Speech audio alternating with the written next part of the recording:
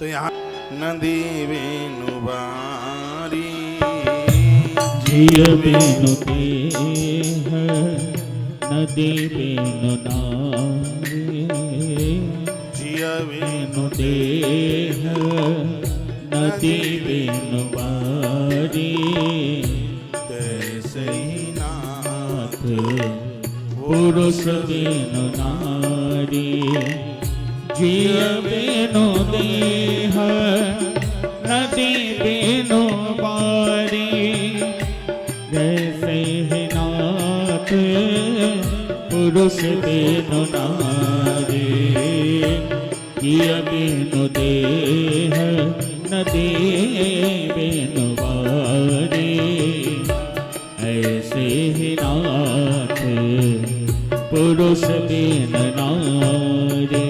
जैसे जल के बिना नदी का अस्तित्व तो नहीं है,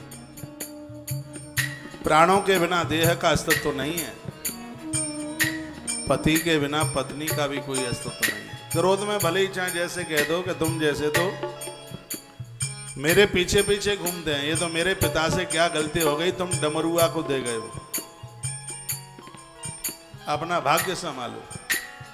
सच तो यही है कि नारी का सौंदर्य पति के साथ।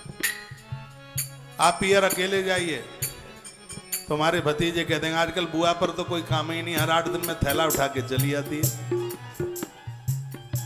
जब आप अपने पति के साथ जाते हैं तो बच्चे कहते हैं बुआ फूफा आए, बुआ फूफा आए, चरण छुएंगे। पति के साथ आदर है, मान है, सम्मान है। आप मेरी बहुत बात मानते हैं तो ये भी मान लेना, आपके बच्चे विवाह के लायक हो रहे होंगे, बेटा हो बेटी हो,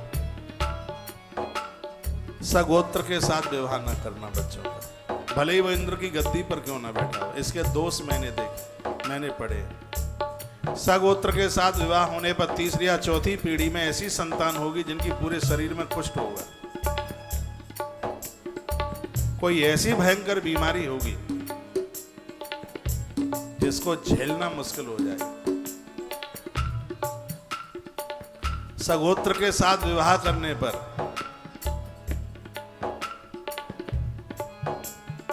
इतने बड़े अपराध का वर्णन इस ग्रंथ में किया है।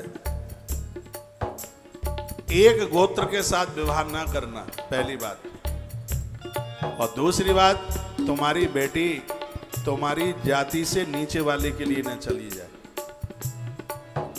ये जोर देना। यदि कभी ऐसी घटना घटती है, बेटी नहीं मानती है तो कन्यादान मत करना,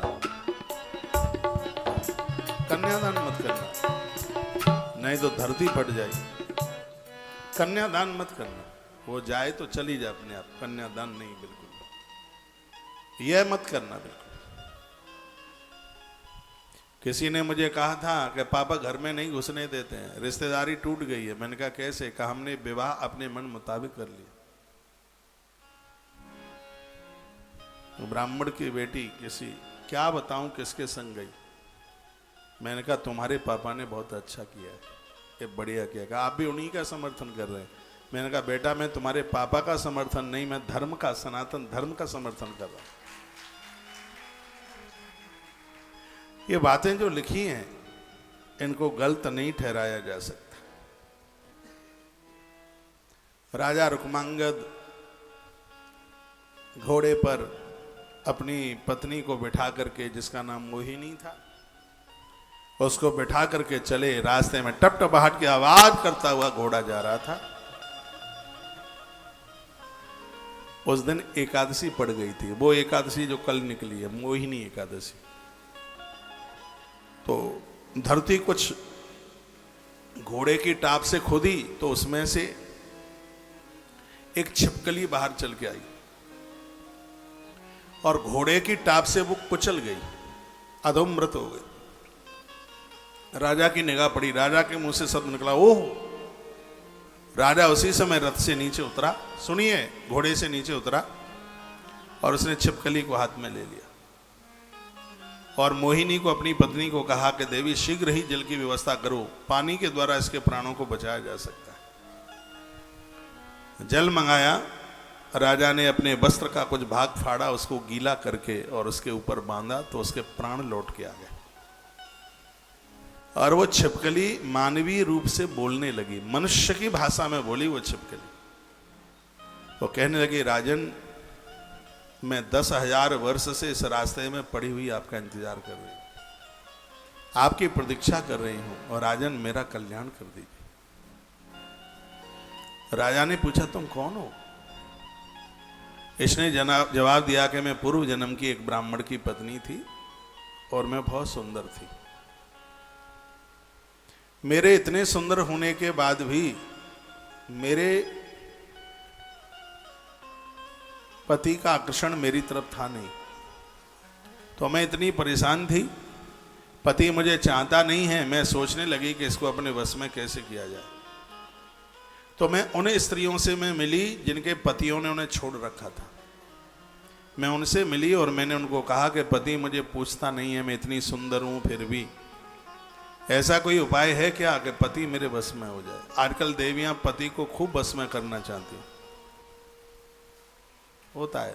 ये मैं इसलिए बोल रहा हूं क्योंकि मुझे भी तो मिलती है आके, कहते हैं महाराज जी कोई मंत्र बता दो ना, कोई रुद्राक्ष दे दो, पति चक्कर लगाता रहे हमारे आगे पीछे, रुद्राक्ष मांगती। मैंने कहा रुद्राक्ष की तो जरूरत नहीं है, पर वशीकरण का मंत्र है मेरे पास। क्या है? वशीकरण एक मंत्र है, तज दे वचन कठोर। जीवन की कठोरता को दूर कर दो, पति क्या, पति को बनाने वाला परमात्मा भी बस में हो जाए। तो यह छिपकली कहने लगी, मानवी भाषा में वह बोली कि मैं पूर्व में मैं उन स्त्रियों के पास पहुंची जो अपने पति से अलग हो चुकी थी। मैंने उनका सहयोग लिया, कहा मैं क्या करूं जिससे यह पति मेरे वश में हो जाए।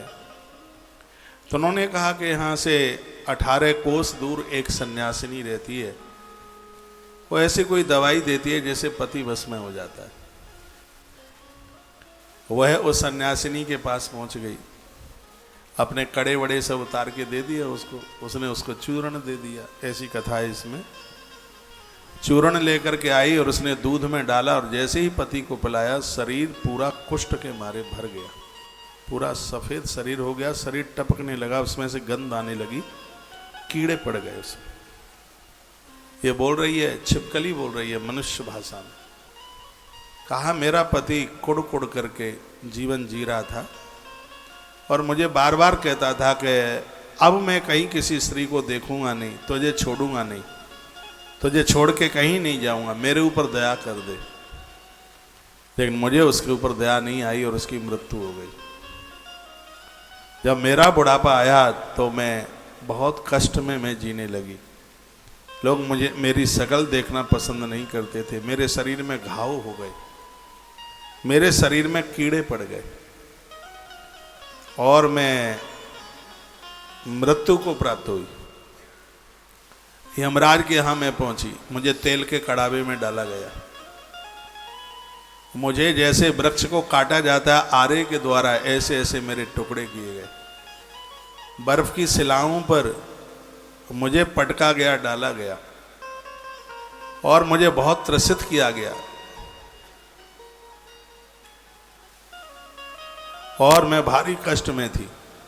मैं चीखने लगी, मैं रोने लगी। मेरा लेखा जोखा देखा गया। चित्रगुप्त जी ने कहा कि इतना बड़ा पाप है कि मृत्यु लोक में 10,000 वर्ष तक इसको छिपकली बनना पड़ेगा। मैं गिड़गिड़ाने लगी, मैं रोने लगी। मैंने चित्रगुप्त जी के क्षण पकड़ लिए, धर्मदेव सामने खड़े थे।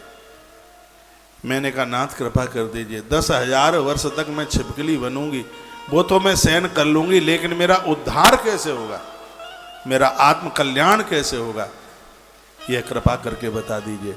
उस समय चित्रगुप्त ने कहा जिस समय तेरे 10,000 वर्ष पूरे हो रहे होंगे उस समय रुक्मांगद नाम के राजा का वहां आगमन होगा।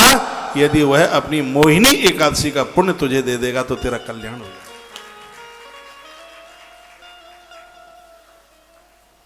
हे राजन, तुम्हारी प्रतीक्षा में मुझे 10,000 वर्ष हो गए, इंतजार करते करते। मैं आपसे प्रार्थना करती हूं, आप मुझे अपनी मोहिनी एकादशी का पुण्य आप मुझे दे दें। क्योंकि ये मोहिनी एकादशी ऐसी है जो बड़े से बड़े पापों को, शारीरिक अपराध हुआ है उस अपराध से मुक्ति कर देती है। कितना भी बड़ा पाप अपराध हुआ है, शरीर से अपराध हुआ, और यह मोहिनी एकादशी इस पाप से मुक्त कर देती है। तो राजन, आपसे प्रार्थना है आप अपने इस 11 का एकादशी का पुण्य हमें दे दें। तो उसी समय वो मोहिनी नाम की स्त्री थी जो ब्रह्मा की मानस पुत्री थी। राजा ने हाथ में जल लिया, संकल्प कर रहा था तो उसने हाथ पकड़ लिया और उसने कहा कि राजन, ये पापनी है, इसने अपने पति को कुष्ठ रोग, विषैला कुछ पदार्थ दे करके, और उसने अपने पति को इतना पाप युक्त काम किया है, इसको कष्ट भोगने दीजिए। तो राजा ने क्या कहा, देवी तू जानती है साधु किसे कहते हैं? राजा ने कहा तू जानती है साधु किसे कहते हैं? जिसके स्पर्श और दर्शन से पापियों का भी उद्धार हो जाए, वही तो साधु है। साधु लोग आते ही धरती पर इसलिए।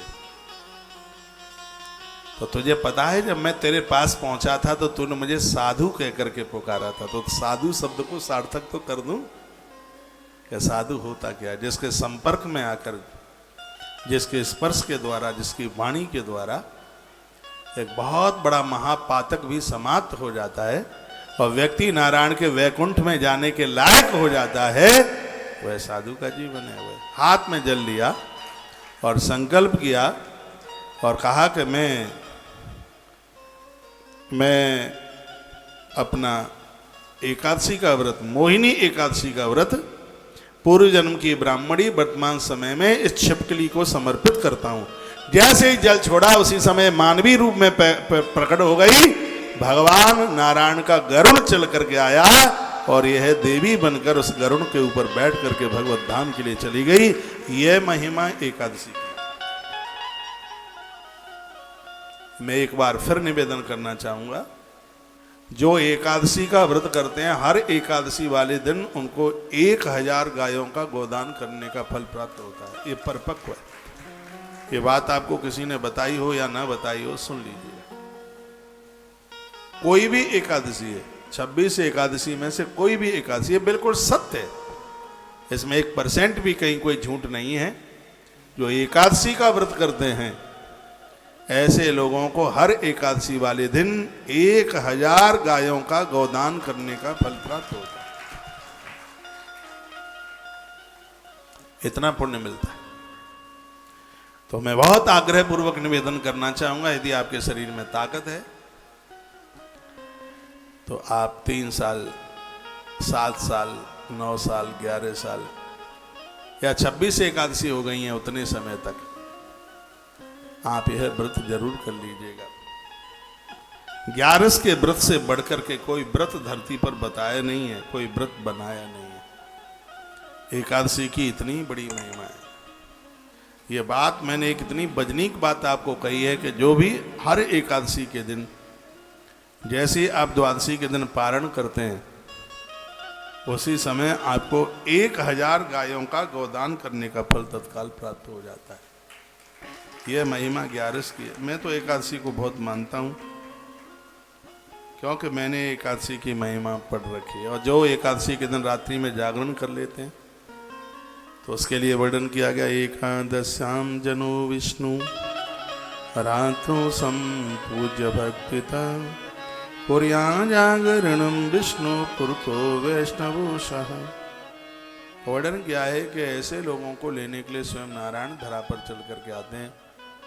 गीतम वाद्यम तथा नित्यम, लिखा है एकादशी वाले दिन कोई गीत गाते हैं, वाद्य बजाते हैं, नाचते हैं, पुराण पढ़ते हैं, कथा सुनते हैं, धूप दीप नैवेद्य से भगवान का भोग लगाते हैं, भगवान को चंदन लगाते हैं। एकादशी के दिन चंदन लगाने का भारी महत्व है, बहुत ज़्यादा। जैसे पूर्णिमा के दिन तुलसी चढ़ाने का भारी महत्व है नारायण के ऊपर, ना पता हो तो सुन लो।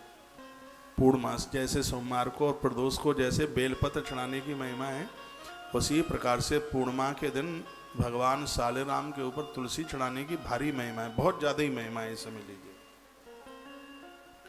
तो वर्णन किया गया उसी प्रकार से एकादशी के दिन भगवान नारायण के ऊपर चंदन का विलेपन करने की, लेपन करने की भारी महिमा है। बाजार से चंदन लेके आओ, लकड़ी वाला, असली चंदन तो वही है, ये तो सब बस ऐसे ही है सब, ना तो घिसने वाला, घिसा जाता नहीं है। नहीं तो जो असली जो ओरिजिनल चंदन है, जिसके लिए एक श्लोक में बोल रहा हूँ, क्योंकि बिना प्रमाण दिए मुझे आनंद नहीं आता। चंदनम महत पुण्यम सर्व पाप प्रणाशनम। चंदन घिसने के लिए जैसे ही आप बैठे हैं सभी पाप उसी समय जल जाते हैं। और क्या होता है? चंदनम महत पुण्यम सर्व पाप प्रणाशनम आपदा मप हरतारम। यदि कोई आपत्ति आ रही है उसका हरण हो जाता है। और लक्ष्मी तिष्ठति सर्वदा। घर में अखंड माँ भगवती लक्ष्मी आके विराजित हो जाती है। घर में कंगाली नहीं आती। ये चंदन की महिमा। एकादशी के दिन भगवान नारायण को लपेट के धर दीजिए चंदन से, इस श्लोक में लिखा है। इसमें यह वर्णन किया गया है कि भगवान उससे बहुत प्रसन्न होते हैं। विष्णु पुरतो वैष्णवो सहा। ऐसे लोग अंत में भगवान के धाम जाते हैं। धूपम दीपम नैवेद्यम पुण्यम गंधानुलेपम। 10 तरह की धूप आती है। अगरबत्ती मन जलाया कर, उसमें बांस जलता है, बड़ा अपराध है। बांस जलता है तो ये परिवार का हिरास करता है, लोगों की उम्र घटाता है। बांस लगाना पुण्य, बांस लगाने से खानदान की, परिवार की वृद्धि होती है। बांस जलाने से बहुत बड़ा अपराध है। तो ये ज्यादातर ऐसे अगरबत्ती में बांस जलता है। धूप बत्ती, मैंने 10 तरह की धूप का वर्णन कई बार किया आपके बीच में। वो बाजार में 10 मिलती नहीं है, 5-7 मिल जाती है, जितना मिले। मैंने भी बड़ी कोशिश करी, 10 तरह की धूप मिली नहीं, 5-7 तरह की मिल जाती है। वो इकट्ठी कीजिए। हम लोग आरती में धूप जलाते हैं। जो दिया बाती आरती करते हैं, उससे पहले आपने मुझे फेसबुक वगैरह पे देखा हो तो हमारी आरती में धुआं सा उठता रहता है, वो यही होती है धूप। और ऐसा नहीं है कि यहाँ से सिर की बातें बस आपको बताने के लिए कुछ खुद में कुछ ना करे। आपको तो मैं बाद में बताता हूँ, पहले उसको शुरू खुद में कर देता हूँ। कभी भी आप फेसबुक पर सुबह का हमारा कार्यक्रम लाइव हो जाता है, सुबह की पूजा होती है, भगवान का अभिषेक होता है, पूजन होता है। तो इंस्टाग्राम और फेसबुक पर उस समय बच्चे उसको लाइव टेलीकास्ट कर देते हैं। सुंदर सुंदर गीत स्तोत्र चलते रहते हैं। तो आरती से पहले कि दूसरी आरती रखी होती है, उसमें से धुआं निकलता है, वो यही है। 10 गंध, अष्टगंध, पंचगंध, जितना जो मिल जाए उतना उसको जलाइए आप। इससे महामारी, बीमारियां, अलाय वलाय, किसी का कुछ किया हुआ, वो सब नकारात्मक ऊर्जा है, वो सब समाप्त हो जाती है। सुबह शाम घर में गूगल जलाया करो, पीली सरसों जलाया करो आग के ऊपर। नज़र, जादू, टोना टोटका ये सब कुछ नहीं लगेगा। अग्नि के ऊपर पीली सरसों जलाने की बहुत बड़ी महिमा है। पीली सरसों में थोड़ा सा कपूर डाल लें आप, थोड़ा सा उसमें गूगल, थोड़ा सा लोहवान मिला लें, फिर उसको आके अंगारे के ऊपर जलाएं। आपके घर की सकारात्मक ऊर्जा बढ़ेगी। इससे भूत प्रेत, अलाय बलाय, टोना टोटका, जादू, ये सब कुछ वहाँ टिक नहीं सकते। क्या क्या है फिर बताओ? लोहवान, गूगल, पीली राई और कपूर, इन चीज़ों को मिला करके और आग के ऊपर आप उसे जलाएं। नकारात्मक सोच समाप्त हो जाएगी, गंदे विचार नहीं आएंगे, रात्रि को गलत स्वप्न नहीं आएंगे। इतना बड़ा प्रभाव है। राई, पीली सरसों जलाई जाती है, उस पर लोहवान जलाया जाता है। ये हमारी पूजा पद्धति में इन सब चीज़ों की भारी महिमा है। कमलगट्टा आग में जलाने से लक्ष्मी की वृद्धि होती है। खसखस आग में जलाने से बीमारियां दूर होती हैं। काली मिर्च आग में जलाने से दुश्मन परास्त हो जाता है। काली मिर्च, पालक भी माता जी के यज्ञ में गन्ने का टुकड़ा भी जलाया जाता है। वो फिर वो बड़ा विधान है, वहाँ तक मत पहुँचिए। सुबह शाम इतना तो आप कर ही सकते हैं। आरती से पहले एक दूसरी आरती और रखिएगा, इतना सा पात्र रख दें, उसमें चीज डाल करके माचिस की तीली लगा दें, वो उसमें से धुआं शुरू हो जाएगा और यह आपके घर के वातावरण को बहुत बढ़िया कर देगा। आपने देखा है कभी लोग बाहर बहुत अच्छे रहते हैं और घर में जैसे ही घुसते हैं तो ऐसा लगता है कि बिल्कुल तबला चढ़ गया है उनका। बाहर आप देखेंगे सबके लिए इतने बढ़िया होते हैं। पड़ोसी वाले तो अंकल कहते हैं कि तुम्हारा मोनू बहुत अच्छा है, लेकिन यहाँ मोनू ने नाक में दम कर रखी है घर में। बाहर के लिए मोनू इतना अच्छा है, यहाँ तो घरवाली से नहीं पड़ती मोनू की, पापा से नहीं पड़ती, मम्मी से पड़ती नहीं है। बच्चों के लिए तो ऐसा लगता है कि मोनू घर में आवे तो यूँ लगे कि यमराज आ गया है। फिर बाहर के चाचा जी कहते हैं कि मोनू बड़ा अच्छा है। तो ये कभी कभी ये घर की जो स्थिति है, वो आप जन्मपत्रियां ले लेके घूमते रहते हैं, पितृदोष है, वास्तु दोष, और ये मैं फ्री फंड के टिप्स देता रहता हूं, ये मानते नहीं आप। कितनी वीडियो डालता हूं आपके लिए। मैंने एक वीडियो इंस्टाग्राम पर डाली थी, 98 लाख लोगों ने देख लिया। आज मेरी अचानक उस पर निगाह पड़ी, अभी डाली है पिछले महीने। कहाँ था मैं, कथा में, यमुनानगर में। तो किसी का मैसेज था, कहा कि जब हम गाड़ी चलाते हैं तो हम क्या बोल करके गाड़ी में बैठे हैं। तो मैंने नारायण कवच का मंत्र बता दिया, ओम विष्णवे नमः। 98 लाख लोगों ने वह वीडियो, एक आध दिन में 1 करोड़ पूरी हो जाएगी, इतने लोगों ने उसको देखा, लाइक किया। आप करके देखना, मच्छर भी नहीं मरेगा गाड़ी से। हफ्ते में 1 आध बार अपनी गाड़ी के स्टीयरिंग की तरफ, यानी दाहिने तरफ स्टीयरिंग की तरफ, पहिया के आगे पहिए में नारियल सूखा वाला, जिसको गट्टक बोलते हैं, जो भैया ध्वज पर भाई को तिलक करके जो दिया जाता है, आपकी गाड़ी से मच्छर भी नहीं मरेगा, उसमें बैठने वाले सब सुरक्षित रहेंगे। हफ्ते में 1 आध बार, मंगलवार माँ भगवती का दिन है, मंगलवार के दिन दाहिने पहिए के आगे उसको आप रख दीजिए, उसके ऊपर गाड़ी निकाल दीजिए आप। और नई गाड़ी में तो आपको ये करना ही है। नई गाड़ी खरीदने के लिए सोमवार बहुत बढ़िया है, बहुत ज़्यादा बढ़िया है। आप कौन सा भी, चाहे आप 2 व्हीलर, 4 व्हीलर, 10 व्हीलर, 50 व्हीलर, कौन सा भी लेके आ रहे हैं, सोमवार। धरती का देवता महादेव है ना, धरती का देव, स्टीयरिंग पर भगवती बैठती है। तो शिव के दिन में लेके आते हैं तो जगदम्बा आती प्रसन्न होती है। ये छोटी छोटी सी बातें हैं। आप गाड़ी चलाते हैं, ओम विष्णवे नमः, ओम विष्णवे नमः। एक बार हम कथा करने जा रहे थे राजस्थान में, एक जगह सादुलपुर, उधर पड़ता है, चूरू डिस्ट्रिक्ट में है। जो यहाँ राजस्थानी भाई बहन बैठे हैं, दादा दादी, उन्हें पता हुआ है ना, राजस्थान में सादुलपुर है, उधर है, चिड़ावा के और उधर है, चूरू डिस्ट्रिक्ट पड़ता है। उस समय रास्ता, आजकल तो कई रास्ते हो गए, उस समय दिल्ली से जाते थे, दिल्ली से रोहतक निकलते हुए और आगे हिसार, हिसार से बाएं हाथ पर चूरू के लिए एक रास्ता मुड़ जाता, वो रास्ता होता था। कथा करने के लिए जा रहा था, 800 गाड़ी होती थी, मारुति 800, और वो ऐसा कुछ हुआ कि 4-5 लोग हम उसमें बैठे हुए थे और गाड़ी पलट गई, बिल्कुल खंदी में गिरी जा करके।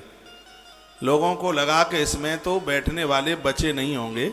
सबके मुख से एक ही आवाज थी, ओम विष्णवे नमः, ओम विष्णवे नमः, ओम विष्णवे नमः। गाड़ी टूट गई, किसी भी बंदे को खरोंच नहीं थी उस गाड़ी के अंदर बैठने वाले। तो ये मंत्र बड़ा अद्भुत है, नारायण कवच का मंत्र है। नारायण कवच तो बैसाख मास में नारायण कवच की भारी महिमा है, बहुत ज्यादा। धीमे धीमे ये बैसाख का महीना निकल रहा है। नारायण कवच हम 5 तारीख को एक बहुत बड़ा अनुष्ठान करा रहे हैं, जिसमें नारायण कवच के पाठ हैं और भगवान विष्णु का महाअभिषेक है। एक बहुत बड़े विधि और बहुत ज़्यादा विधान के साथ बहुत बड़ा अनुष्ठान है। इसमें भगवान विष्णु की प्रतिमा में शंख के साथ में शंख और भगवान विष्णु की प्रतिमा ये प्रसाद रूप में दिया जा रहा है। और इसमें सुबह से लेकर के रात्रि तक एक बहुत बड़ा अनुष्ठान, कथा कहते हुए मुझे 29 साल अब लग जाएंगे, 28 पूरी हो रही हैं, लेकिन ये अनुष्ठान पहली बार करा रहे हैं। आज हम और आचार्य जी बैठ के एक मीटिंग करी थी कि 5 तारीख को पूर्णिमा है, बैसाखी पूर्णिमा है, इसमें कुछ एक ऐसा विशेष किया जाए। तो ग्रंथों में जिसका आधार माना गया है, आप जहाँ भी देश के किसी भी कोने में हो, जो रुके हैं जाइए मत, एक बार तो देखिए तो सही कि बैसाखी पर्व कैसे मनाया जाता है। भगवान विष्णु का अभिषेक, सहयोग राशि तो 3100 रुपया है, क्योंकि इतना ना लेंगे तो इस आयोजन के खर्चे नहीं पूरे होंगे। उसमें अनुष्ठान ही इस ढंग का, इस तरीके का है। जिनमें विश्वास करता है तो 3100 क्या, 31,000 में भी आप नहीं कर पाओगे ये वाला अनुष्ठान। आज से उसके रजिस्ट्रेशन शुरू हुए हैं, आज से ही शुरू हुए हैं उसके रजिस्ट्रेशन। इसका आप रजिस्ट्रेशन नंबर ले लीजिएगा। और 5 तारीख को जो रुके हैं वो तो रुके रहिए, जो मुझे सुन पा रहे हैं अपने घर द्वार परिवार में, तो आप श्रीधाम वृंदावन पधारिए। और बैसाखी पूर्णिमा, जिसको बुद्ध पूर्णिमा के नाम से भी जानते हैं, ये नारायण कवच बुद्धुओं को विद्वान बना देगा, घर के अज्ञान को समाप्त कर देगा। और मुझे लगता है 1.25 महामृत्युंजय का जप एक तरफ और नारायण कवच के बैसाख पूर्णिमा को पाठ एक तरफ, ये समझ लीजिए। उसके एक ही फलश्रुति है उसकी। तो आश्रम के नंबर सब चालू हैं, जो यहाँ स्थानीय लोग आए हैं। तो वह इस तरीका का अनुष्ठान है कि 3100 रुपया लेने के बाद आप कह के जाएंगे महाराज जी आपने कुछ नहीं लिया, क्योंकि कार्यक्रम इस तरीके का है। इन अनुष्ठानों में क्या होता है 3100 रुपया, ब्राह्मण की दक्षिणा, पूजा का सामान, पूरा का पूरा यज्ञ की सभी सामग्रियां, ये सब कुछ तो उसी में ही है। तो इसमें आप यहाँ नहीं पहुँच पाते हैं, घर पर भी हैं तो भी आपके संकल्प लेकर के उसको पूरा किया जाएगा। देखिए संकल्प की कितनी बड़ी महिमा होती है। अब मैं आपको एक बात बताऊं, कासगंज की यूपी में जगह पड़ती है। अपने आश्रम से कोई जुड़े हुए सज्जन, उनकी पत्नी कोमा में थी और मैं उन दिनों में नासिक वगैरह में था, कहीं इधर था, बाहर ही था महाराष्ट्र में, नासिक उज्जैन के बाद में उधर चला गया, उधर ही था कहीं। रात्रि को मेरे पास 11 बजे शास्त्री जी का फोन था आश्रम से। आप सुन नहीं रहे मेरी बात, सुन तो लीजिएगा। उन्होंने कहा महाराज जी ऐसे ऐसे वो भैया की घरवाली बहुत ज़्यादा बीमार है और आप थोड़ा बात कर लें। मैंने फ़ोन किया, उन्होंने कहा महाराज जी छोटे छोटे बच्चे हैं और डॉक्टर ने गवाही दे दी है, बचना बिल्कुल मुश्किल है। तो कोटा में एक बड़े विद्वान मेरे ही संपर्क में थे, मैंने रात्रि को 11:30 बजे उन्हें फ़ोन किया। मैंने कहा मैं संकल्प दिलवाता हूँ और 1.25 लाख 5 दिन में जब पूरा करना है। रात्रि को महामृत्युंजय नहीं होता, लेकिन मैंने उन्हें नियम बताया कि ऐसे ऐसे घी के इतने दिए जला करके अनुष्ठान शुरू कर दो। फोन पर संकल्प कराया, आप विश्वास करेंगे डॉक्टर हैरान हो गया, डॉक्टर्स लोग हैरान हो गए, जान बच गई और वो बिल्कुल तंदुरुस्त थे। इसलिए हम लोग तो बड़ा इसके ऊपर विश्वास करते हैं। यहाँ से अर्घ देते हैं, वहाँ भगवान सूर्य को स्वीकार होता है। तो आप घर पर भी जब आप बैठे होते हैं, तार ऐसा ईश्वर के साथ जुड़ जाता है, किए गए अनुष्ठानों का फल पुण्य हमें हासिल हो जाता है। यहाँ व्यासपीठ से कितने आपको पुराण उपपुराण सुनाए, कितने आपको जजमान बनाए, सत्य यही है, इसका संपूर्ण फल आपको और आपके पुरखों को प्राप्त हुआ है। आपने सैकड़ों अनुष्ठान कराए हों, लेकिन 28 साल में यह अनुष्ठान हम बैसाखी पूर्णिमा पर पहली बार करा रहे हैं। नारायण कवच के साथ में विष्णु महायज्ञ की जो आहुतियाँ जो डलेंगी वो बहुत अद्भुत होंगी, और इससे आप चूक ना जाना। आश्रम के नंबर पर आप कांटेक्ट कर लें और रजिस्ट्रेशन नंबर आज से ही लेना शुरू कर दें, क्योंकि हम इसमें उतने ही यजमान बना पाएंगे जितनी हमारे पास आचार्यों की, ब्राह्मणों की व्यवस्था होगी। आप जहाँ हो तो आप पहुँचिए, नहीं भी आप पहुँच पाते हैं तो आपका अनुष्ठान होगा। भगवान विष्णु और शंख, आप यहाँ आएंगे तो यहाँ से संग ही लेते जाइए, नहीं तो प्रसाद रूप में ये आपके घर तक ये पहुंचा दिया जाएगा। एक बार जयकारा लगाइए, बोलो भक्त वत्सल भगवान की जय हो, श्री हनुमंत बलवंत महाराज की जय हो। जय जय श्री राधे, जय श्री राधे, श्री राधे। एक छोटी सी सूचना यह है कि कथा दोनों तीनों समय में चल रही है। सुबह 9:30 बजे लाइव टेलीकास्ट शुरू होता है, और कल तो मैं फिर बिल्कुल फ्री सा ही हूँ, क्योंकि एकादशी का काम तो हो ही गया है पूरा। 10 साढ़े 10 बजे कथा शुरू हो जाएगी, जो कि 1-1:30 बजे तक चलेगी। उसके बाद में सत्संग टीवी पर यह प्रसारण 4 बजे तक रहता है। फिर हम कथा को ठीक 4 बजे, कल ठीक 4 बजे 4 बजे फिर शुरू कर देंगे, और जो कि 7 बजे तक कथा चलेगी ही। और परसों से तो उपनिषदों की कथा आरंभ हो जाएगी। एक बार देखिए, आप में बहुत ऐसे कम लोग होंगे जो उपनिषदों की कथा शायद पहली बार सुनेंगे, आनंद आ जाएगा। उपनिषद परसों से उपनिषदों की कथा आरंभ हो जाएगी, उसको भी सुन लें, उसका भी आनंद ले लें।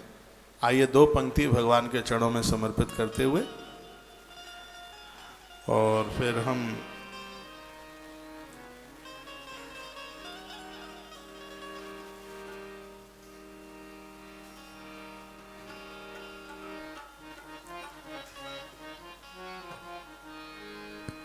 सबरिया ले चल पर ले पा,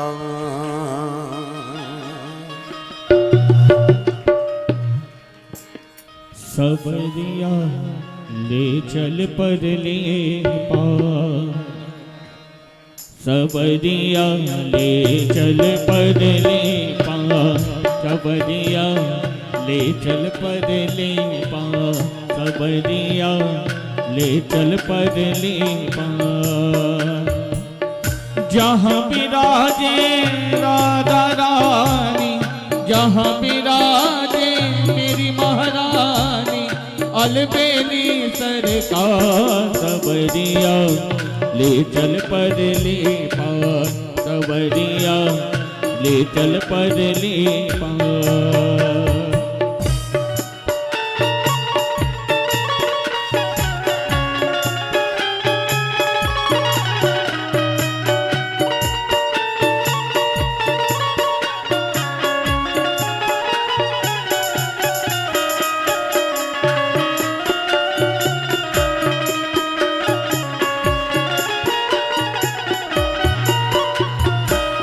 गुण अवगुण सब तेरे अर्पण पाप पुण्य सब तेरे अर्पण गुण अवगुण सब तेरे अर्पण पाप पुण्य सब तेरे अर्पण यह जीवन भी तेरे अर्पण बुद्धि सहित मन तेरे अर्पण मैं तेरे चरणों की दासी मैं तेरे चरणों की दासी तू मेरा प्राण अदास करिया ले चल पर ले पा कन्हैया ले चल पर ले पा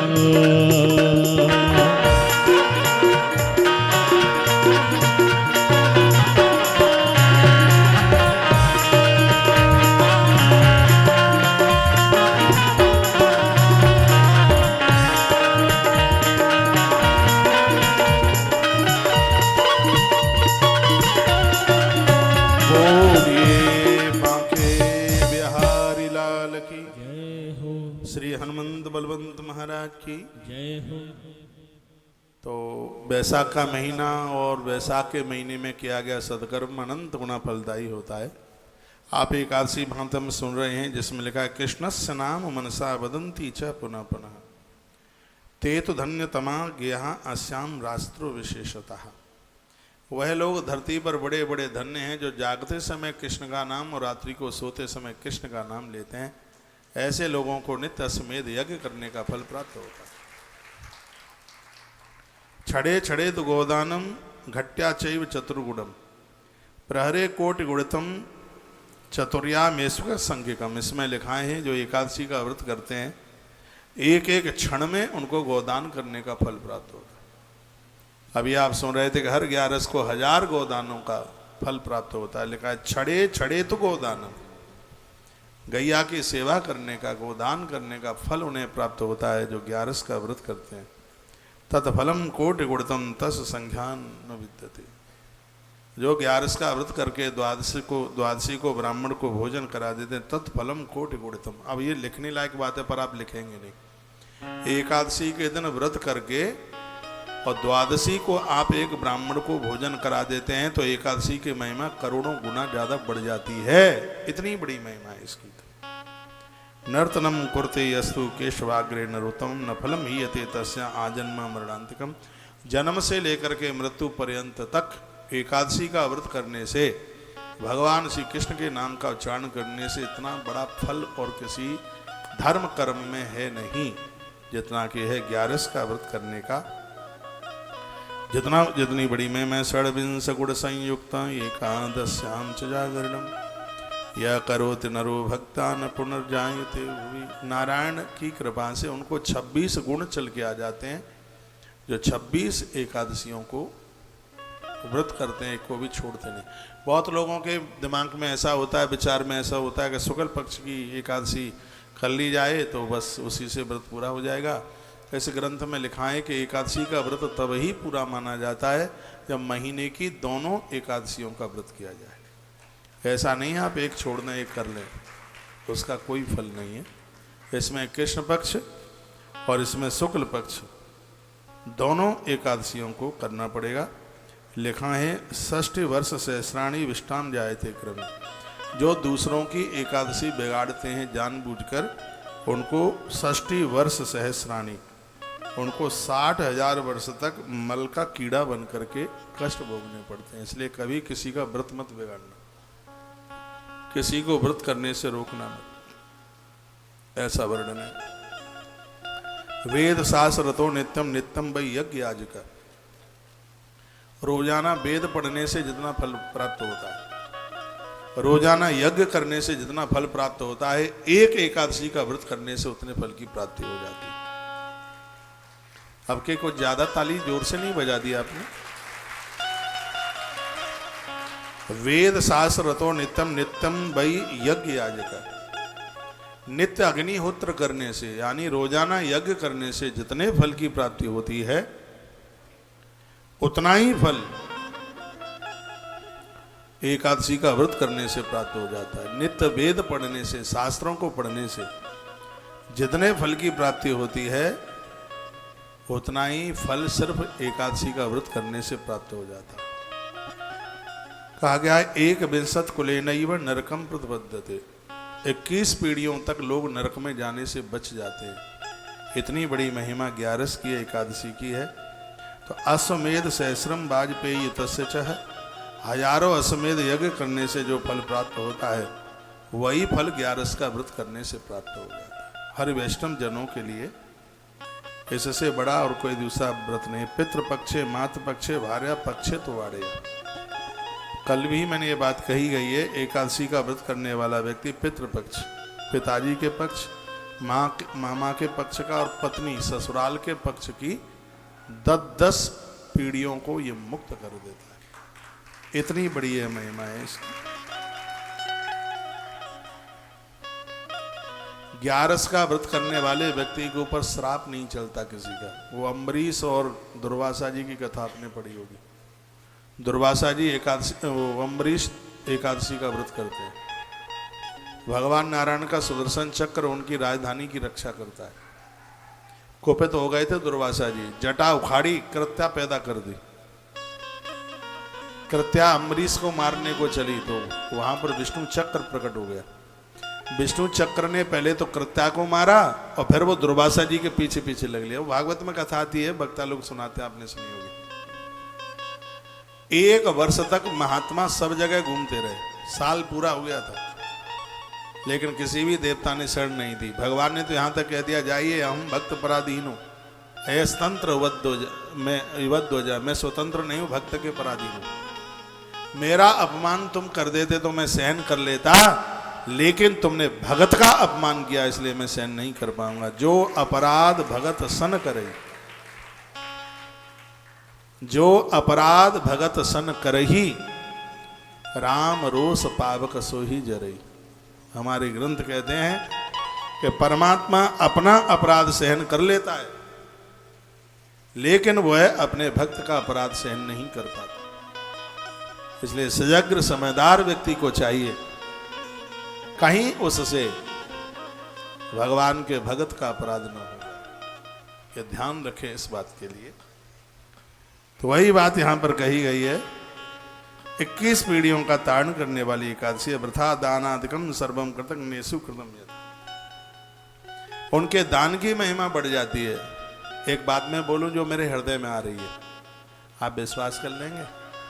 एकादशी का व्रत करके उद्धापन करने के बाद जो आपने गोदान किया है, 1 गोदान 1 लाख गोदान से कम नहीं है महिमा इसकी। लिखा है कि जो 11 का व्रत करते हैं, ऐसे लोग कोई भी दान पुण्य करते हैं तो उनका लक्ष गुना लाख गुना बढ़ जाता है। ये बात लिखने लायक बात होगी।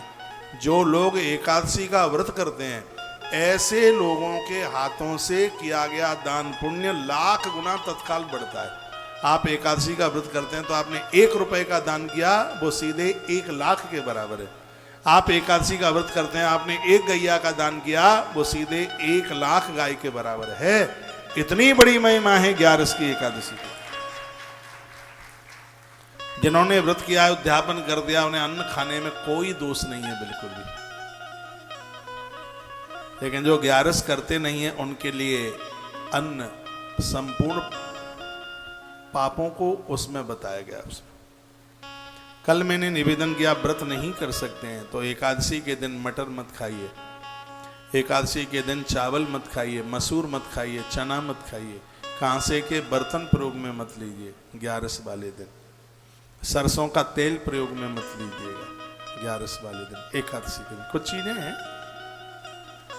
शरीर में उसको ना लगाएं।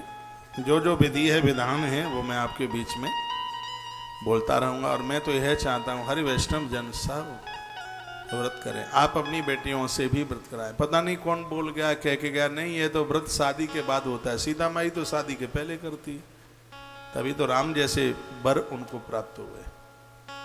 पद्म पुराण में राम जी का बहुत बड़ा चरित्र कहा गया है। पहले जन्म की वेदमती देवी थी, वेदवती माता जानकी वेदवती।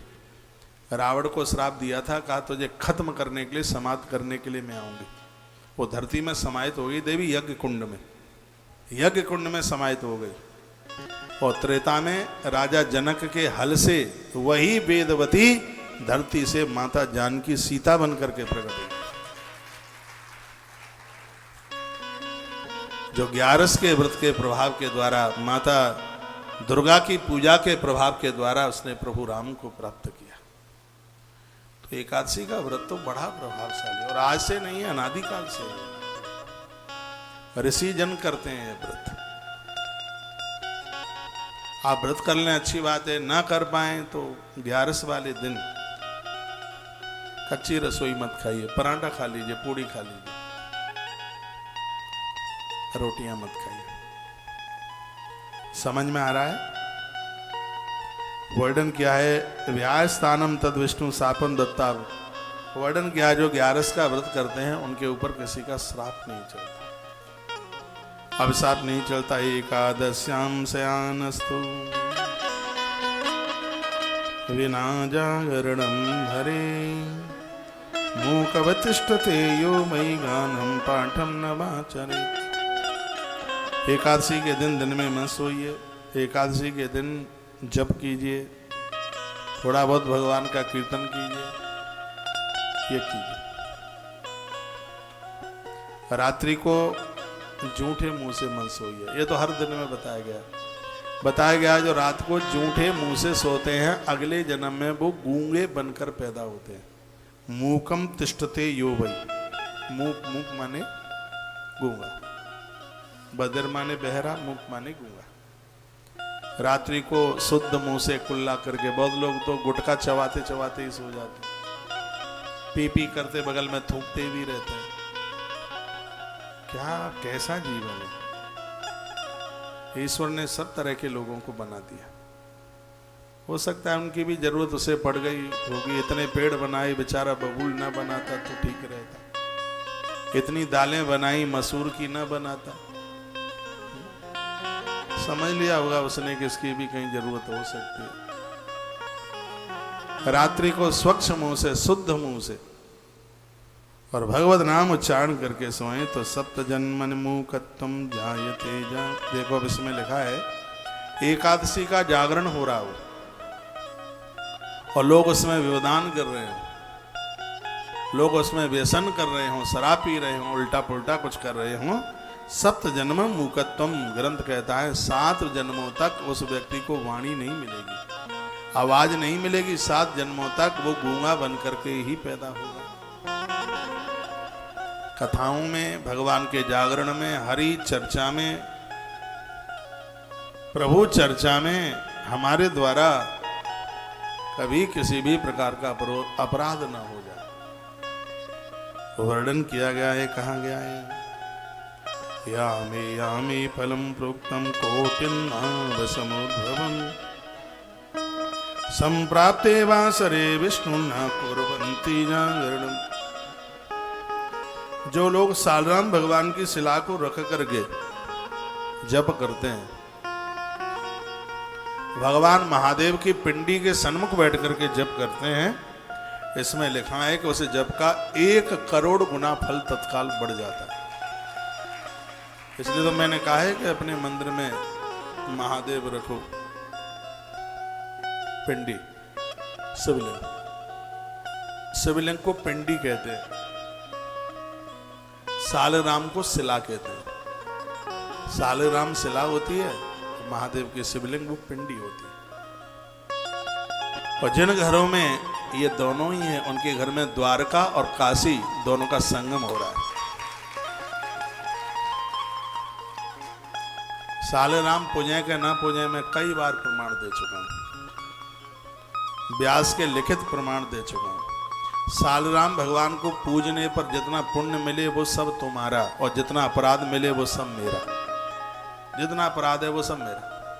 यदि सालेराम भगवान की पूजा करने से अपराध मिलता है तो अपराध मेरा, पुण्य सब तुम्हारा। मैं व्यासपीठ से थोथी बातें नहीं करूंगा। ग्रंथ जिसके लिए अनुमति देते हैं, और मैं यहां से वही बात कहूंगा क्योंकि पूरे देश ने हमारी बात के ऊपर विश्वास किया। लोग हमसे अपना समाधान खोजते हैं, सुबह फोन करते हैं, प्रदोष कब है, प्रदोष कल है, कल का है प्रदोष। कल तो यहाँ अभिषेक भी होगा, शाम को कथा के बाद में अभिषेक करेंगे। तो द्वादशी वासरे प्राप्ते ना कुर्या जागरे हरे। जो यह व्रत करने के तत्पश्चात जागरण कर लेते हैं तो उसके इस एकादशी की और महिमा ज्यादा बढ़ जाती है। यो भुक्ते वासरे विष्णु यज्ञे पस्वधिको ही सा विप्रियम च कृतं तेन दुष्टेने वै च पाप्ना। जो एकादशी के दिन भोजन करता है उसे पशु से भी गिरा हुआ जानना चाहिए, ऐसा वर्णन है। वह पापी और मेरे विपरीत आचरण करने वाला है। 61 नाम के श्लोक में स्वयं भगवान कहते हैं यो भुक्ते वासरे विष्णु यज्ञ पस्वधिको ही सा। वो पशु से भी गिरा हुआ है। जो 11 के दिन भोजन करता है वे प्रियम च कृतम तेना, वो मेरा कभी प्रिय हो ही नहीं सकता जो 11 के दिन अन्न खाता है। दुष्टे नैव च पापिना, भगवान कहते हैं उसको तो घोर पापी मान लो जो एकादशी के दिन भोजन करता है। और यहां से जो आगे की बात है वो कल आप सुनेंगे। रात निकलने तो सुबह फिर कथा। 7 तारीख को पूरा 3 वर्ष पूरा हो रहा है। यही 7 तारीख आ रही है, पूरा 36 महीने, जो कि एक जीवन की बड़ी लंबी यात्रा रही है। भगवान को प्रार्थना कीजिएगा कि शरीर स्वस्थ रहे तो ये गंगा और बहती रहे आगे के लिए, क्योंकि काम अभी बहुत अधूरे पड़े हैं। अभी तो ऐसा लग रहा है कि बल्ला हाथ में लिया है, पारी तो पूरी बकाई ही पड़ी है, ऐसा लग रहा है। बहुत काम पड़े, दिन रात लगे हैं, काम समेट भी रहे हैं, लेकिन पड़े ही इतने हैं काम। कब दिन निकलता है, कब रात निकलती है। मेरा जीवन जीने का ढंग आप सुनेंगे, कभी मेरे पास बैठकर आप अचंभित होंगे, आश्चर्यचकित होंगे। आप कहेंगे आदमी कौन सी माटी का बनाया हुआ है। मेरे लिए आनंद की बात यह है कि थकान नहीं होती है, बिल्कुल उत्साह से, शरीर पूरा उत्साह से भरा हुआ है। लोग कहते हैं कमर में दर्द है, घुटने में दर्द है, खोपड़िया में दर्द है, तो मुझे आश्चर्य लगता है। मैंने कहा मैं इतना बैठता हूँ, कितना पहले पूजा में बैठता हूँ, फिर आपसे मिलने में बैठता हूँ, फिर कथा में बैठता हूँ, और ऐसे बैठता हूँ कि मेरी कमर के ऊपर का हिस्सा हिलता है, नीचे का नहीं हिलता। कभी भी आप देख लीजिए, कमर के नीचे तो ये समझ लो कि बिना फेविकॉल के चिपका दिया गया है। जिस आसन में बैठा हूं उसी आसन में उठता हूं। भगवत कृपा है, भगवान के प्रति ऐसा जुड़ा हुआ है, अब तो उसके बिना तो कुछ सूझता ही नहीं।